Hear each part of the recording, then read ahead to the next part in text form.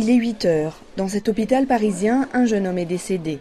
En accord avec sa famille, certains de ses organes sont prélevés pour être donnés à des malades en attente de greffe. Pour ce médecin, responsable des transplantations pulmonaires, c'est une journée particulière. Pour la première fois au monde, des poumons vont être réanimés dans ce caisson.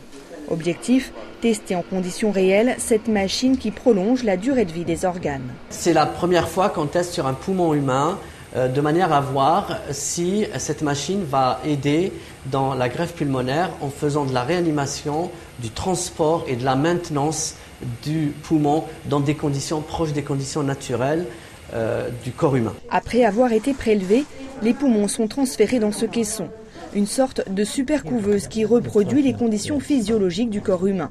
Une température de 37 degrés, une circulation sanguine et une ventilation.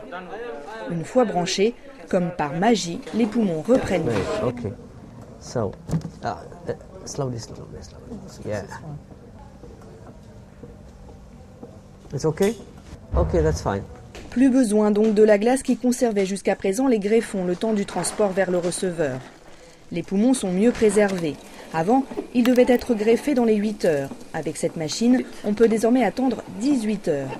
Un gain de temps précieux pour affiner les tests de compatibilité des greffons. Aujourd'hui, les tests sont faits chez le receveur, mais chez le donneur, c'est difficile, vu le court temps qu'on a entre l'ablation et la mise et la transplantation, de tester le côté immunologique de ce poumon.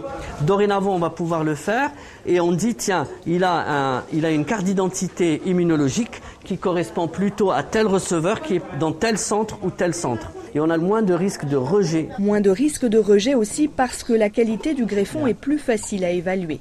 Avec cette machine, on dispose de critères très précis pour juger si un poumon peut être greffé ou non. Il s'agit en fait de séparer les vrais mauvais greffons qui, malgré une réanimation, ne sont pas bons et ceux-là ne seront pas pris pour la greffe.